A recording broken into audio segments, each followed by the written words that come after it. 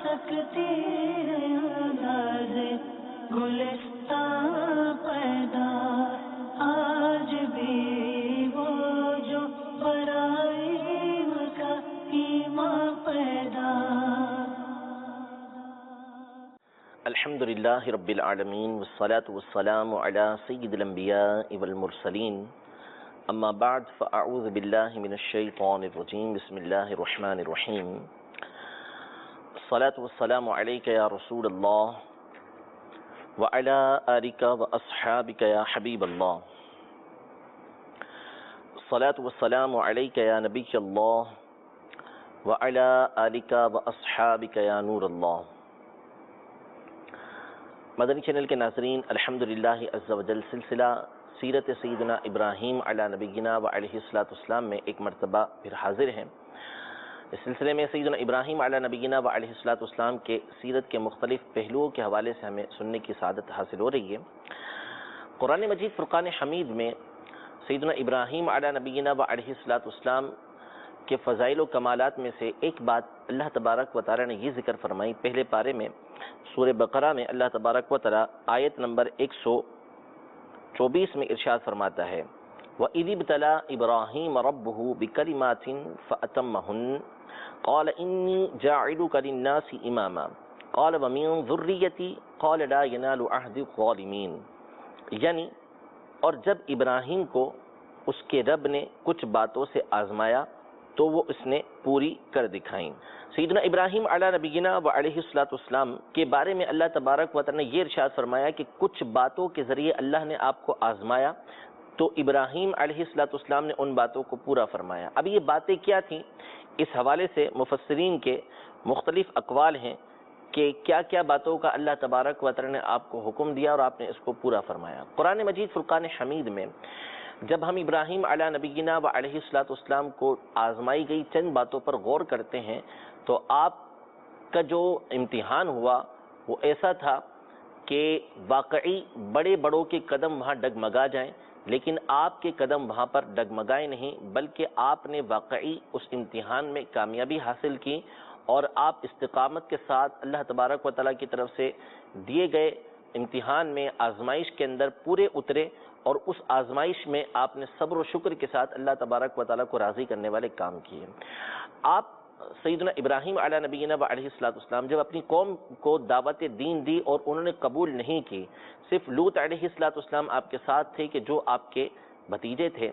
اور آپ کے والد گرامی حضرت تاروخ یہ آپ کے ساتھ تھے، اور وہاں سے آپ سفر اختیار کر کے اب آپ نے یہ ارادہ کیا کہ ان لوگوں کو چھوڑ کر آپ ملک شام کی طرف چلے جائیں، اور اس بات کا حکم خود اللہ تبارک و تعالی نے آپ کو ارشاد فرمایا تھا۔ قرآن پاک میں یہ ارشاد فرمایا، اللہ تبارک و تعالی ارشاد فرماتا ہے، وَقَالَ إِنِّي ذَاهِبٌ إِلَىٰ رَبِّي سَيَهْدِينِ، کہ میں اپنے رب کی طرف جانے والا ہوں اور وہ عنقریب مجھے راہ دکھائے گا۔ اس کی تفسیر میں علماء نے یہ ارشاد فرمایا کہ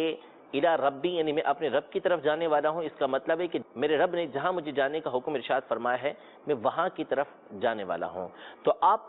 اپنے ملک سے بابل سے جو عراق کا علاقہ تھا وہاں سے آپ ملک شام کی طرف فلسطین کی طرف بیت المقدس کا جو علاقہ تھا وہاں آپ ہجرت کر کے تشریف لے کر آئے۔ تو آپ لوط علیہ السلام اور اپنے والد گرامی کے ساتھ تھے، قوم کو چھوڑا اور اس طرف آپ نے ہجرت اختیار کی، اور یہ ایک بہت بڑی بات ہے کہ اپنی قوم کو چھوڑ دینا، سب کچھ اپنا مال اسباب وہاں پر چھوڑ کر رخصت ہو جانا، اللہ کی راہ کے اندر سفر اختیار کرنا بہت بڑا اللہ تبارک و تعالیٰ کی راہ کے اندر قربانی دینے کا موقع ہوتا ہے۔ جب وہاں سے آپ چلے تو راستے میں آپ اپنے چچا کے ہاں رکے، تو وہاں آپ کے جو چچا ہیں ان کی بیٹی حضرت سیدتنا سارہ رضی اللہ تعالی عنہا، ان سے آپ کا نکاح ہوا اور وہ بھی آپ کے ساتھ فلسطین کی طرف یعنی ملک شام کی طرف آپ نے ہجرت کی۔ حضرت سیدتنا سارہ رضی اللہ تعالی عنہا ان کے حوالے سے بھی حضرت ابراہیم علیہ السلام کو بعض مقامات پر آزمایا گیا جس میں آپ پورے اترے۔ مفسرین نے اس بات کو لکھا ہے کہ اللہ تبارک و تعالی نے جس طرح مردوں میں حسن حضرت سیدنا یوسف علیہ نبینا و علیہ السلام کو عطا فرمائے، یعنی ہمارے آقا علیہ السلام کے بعد سب سے حسین و جمیل اللہ تبارک و تعالی نے حضرت سیدنا یوسف علیہ نبینا و علیہ السلام کو بنایا،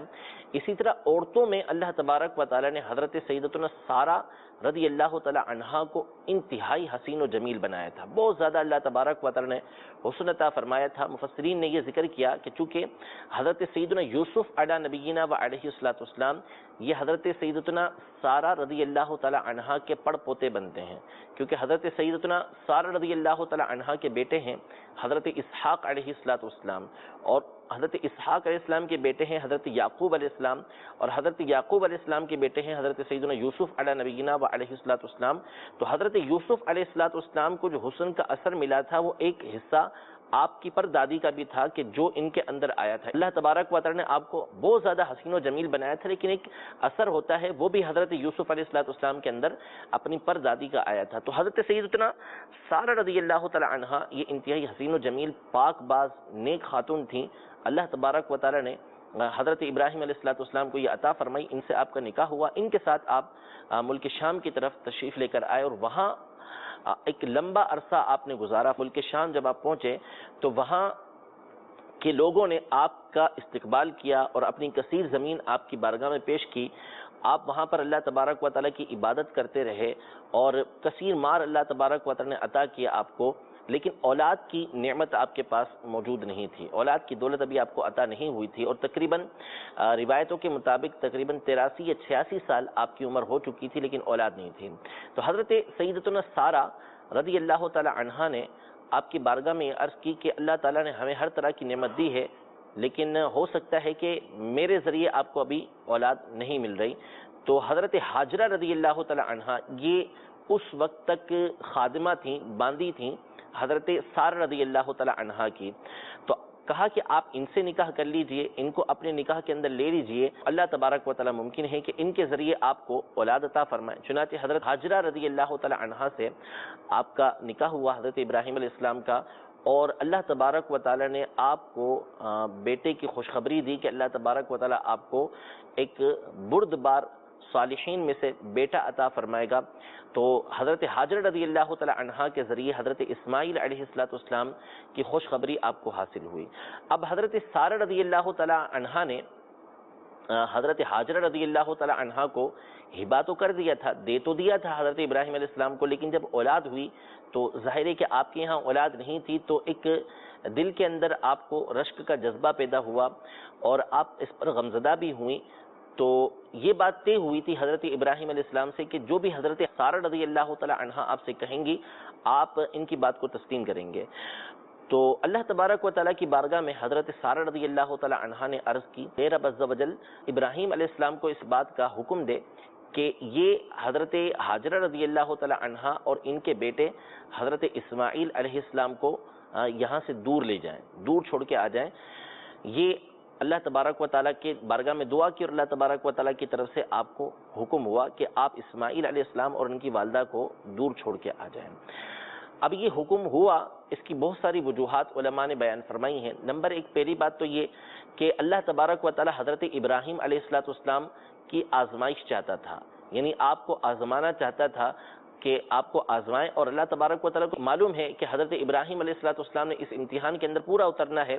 لہذا اللہ تبارک و تعالیٰ کی طرف سے حکم ہوا کہ ان کو آپ مکہ مکرمہ میں، جو اس وقت بالکل بیابان تھا، کوئی آبادی وہاں نہیں تھی، جہاں پر زمزم موجود ہے وہاں پر ایک درخت موجود تھا، کعبۃ اللہ کی بنیادیں موجود تھیں، فرمایا کہ اس مقام پر ان کو چھوڑ کے آ جائیں۔ اب آپ اندازہ لگائیے کہ 86 سال کی عمر ہو چکی، اتنی بڑی عمر ہو چکی، اور اس وقت بیٹا عطا ہو، اور بیٹا بھی ایسا کہ انبیاء کرام علیہم السلام کے حوالے سے حدیث پاک کے اندر موجود ہے کہ جتنے بھی انبیاء کرام علیہم السلام اللہ تبارک و تعالی نے بھیجے ہیں تمام کے تمام انتہائی حسین و جمیل ہوا کرتے تھے۔ تو اسماعیل علیہ السلام خوبصورت بیٹے، اور پھر اس کے بعد جو آپ کی پیشانی ہے اس کے اوپر جو سعادت مند ہونے کے آثار ہیں وہ موجود ہیں۔ بیٹا عام بیٹا نہیں ہے بلکہ نبی ہے بیٹا۔ اس کے بارے میں اللہ تبارک و تعالی حکم ارشاد فرما رہا ہے کہ آپ اس کو چھوڑ کر آ جائیے۔ اب امتحان ایسا ہے کہ اگر بندہ اس پر غور کرے تو بولنا سننا بڑا آسان ہے، لیکن اس امتحان کے اندر پورا اترنا ہر ایک کے بس کی بات نہیں ہے۔ لیکن ابراہیم علیہ نبینا و علیہ السلام اپنے رب کی رضا کو سب سے فوقیت دینے والے تھے، لہٰذا آپ نے حضرت حاجرہ رضی اللہ تعالی عنہا اور اپنے بیٹے حضرت اسماعیل علیہ السلام کو لیا، اور مکہ مکرمہ کا وہ مقام کہ جو بالکل اس وقت بیابان تھا، کوئی وہاں پر جان موجود نہیں تھی، وہاں پر آپ چند کھجوریں اور کچھ پانی دے کر حضرت ہاجرہ رضی اللہ تعالی عنہا کو وہاں چھوڑا۔ جب آپ واپس جانے لگے تو حضرت ہاجرہ رضی اللہ تعالی عنہا نے عرض کی کہ آپ ہمیں چھوڑ کے کہاں جا رہے ہیں، مجھے اور بچے کو چھوڑ کے کہاں جا رہے ہیں؟ تو فرمایا کہ مجھے اس بات کا حکم دیا گیا۔ عرض کی کہ اللہ تبارک و تعالی نے حکم دیا؟ تو کہا اللہ تبارک و تعالی نے حکم دیا ہے۔ تو وہ صبر و رضا کی پیکر تھیں حضرت ہاجر رضی اللہ تعالی عنہا، تو انہوں نے کہا کہ ٹھیک ہے، اگر اللہ تبارک و تعالی نے حکم فرمایا ہے تو اللہ تبارک و تعالی ہمیں ضائع نہیں کرے گا، اللہ جل شانہ ہماری حفاظت فرمائے گا۔ لہذا حضرت ابراہیم علیہ نبینا و علیہ السلام وہاں پر چھوڑ کر واپس چلے آئے۔ قرآن مجید فرقان حمید میں اللہ تبارک و تعالی نے اس بات کا تذکرہ سورہ ابراہیم کے اندر، جو آپ ہی کے نام سے منسوب سورت ہے، اس میں اللہ تبارک و تعالی نے اس بات کو ذکر فرمایا ہے۔ چنانچہ حضرت ابراہیم علیہ السلام کی اس دعا کو، اس بات کو، اس گفتگو کو سورہ ابراہیم کی آیت نمبر 37 میں اللہ تبارک و تعالی ذکر فرماتا ہے، ربنا انی اسکنت من ذریتی بواد غیر ذی زرع عند بیتک المحرم ربنا لیقیموا الصلاة فاجعل افئدة من الناس تہوی الیہم وارزقہم من الثمرات لعلہم یشکرون۔ یعنی اے میرے رب، میں نے اپنی کچھ اولاد کو ایک نالے میں بسائی، یعنی ایک وادی کے اندر بسائی جس میں کھیتی نہیں ہوتی، تیرے حرمت والے گھر کے پاس، اے میرے رب، اس لیے کہ وہ نماز قائم رکھیں تو لوگوں کے کچھ دل ان کی طرف مائل کر دے اور انہیں کچھ پھل کھانے کو دے، شاید وہ احسان مانے۔ تو سیدنا ابراہیم علیہ نبینا و علیہ السلام حضرت اسماعیل علیہ السلام کو وہاں چھوڑ کے گئے، اللہ تبارک و تعالیٰ کی بارگاہ میں عرض کی، اور پھر اس سے پہلے سورہ ابراہیم میں بھی اور سورہ بقرہ میں بھی یہ عرض اللہ تبارک و تعالیٰ کی بارگاہ میں کی کہ اس شہر کو، یعنی مکہ مکرمہ کو امن والا بنا دے، اور اس کے رہنے والے کو یا رب تو پھل عطا فرما، رزق عطا فرما۔ علماء فرماتے ہیں کہ حضرت ابراہیم علیہ السلام کی اس دعا کو اللہ تبارک و تعالیٰ نے قبول فرمایا کہ باوجود مکہ مکرمہ کے زمین جو ہے وہ بنجر ہونے کے، سخت ہونے کے، پہاڑی ہونے کے، اللہ تبارک و تعالیٰ وہاں ہر طرح کے پھل عطا فرماتا ہے، رزق وہاں پر دور دور سے لایا جاتا ہے، ہر طرح کے پھل وہاں پر لائے جاتے ہیں، اور جو وہاں جاتے ہیں اللہ تبارک و تعالیٰ نے ان کو وہاں کی زیارت نصیب کی ہے، وہ جانتے ہیں کہ اللہ تبارک و تعالیٰ نے کس قدر نعمتیں مکہ مکرمہ کے اندر رکھی ہیں۔ حالانکہ اگر اس کی زمینی حیثیت کے اوپر غور کیا جائے تو ایسی نعمتیں وہاں پر زمینی اعتبار سے نہیں ہوا کرتی، لیکن اللہ تبارک و تعالیٰ نے اپنے اس خلیل کی دعا کو قبول کیا، اور طرح طرح کی نعمتیں مکہ مکرمہ کے اندر اللہ تبارک و تعالیٰ نے رکھی ہیں جو دنیا بھر سے وہاں پر لائی جاتی ہیں۔ تو یہ امتحان ہوا حضرت ابراہیم علیہ نبینا و علیہ السلام کا، اور آپ اپنے اس امتحان کے اندر پورے اترے اور اپنی اہلیہ اور اپنے بیٹے کو وہاں چھوڑ کے آئے۔ پھر اس کے بعد کیا ہوا کہ حضرت اسماعیل علیہ السلام اور حضرت ہاجرہ رضی اللہ تعالی عنہا وہاں کس طرح رہے اور آگے کس طرح آپ کی نسل چلی، انشاءاللہ تبارک و تعالیٰ اس حوالے سے مزید اگلے سلسلے کے اندر کچھ باتیں ذکر کرنے کی سعادت حاصل کریں گے۔ اللہ رب العزت جل و علا ہم سب کو سیدنا ابراہیم علیہ نبینا و علیہ السلام کی سیرت طیبہ پر چلتے ہوئے اپنی راہ کے اندر ہر طرح کی قربانی دینے کی توفیق عطا فرمائے، اور رب العزت جل و علا ہم سب کو ان کے طریقہ کار ہیں، ان کی جو باتیں ہماری شریعت کے اندر رکھی گئی ہیں کہ ان کے اوپر ہم نے عمل کرنا ہے، اللہ تبارک و تعالیٰ ان پر ہمیں عمل کرنے کی توفیق عطا فرمائے۔ آمین بجاہ النبی الامین صلی اللہ تعالی علیہ وآلہ وسلم۔ آج کر سکتے ہیں انداز گلستان پیدا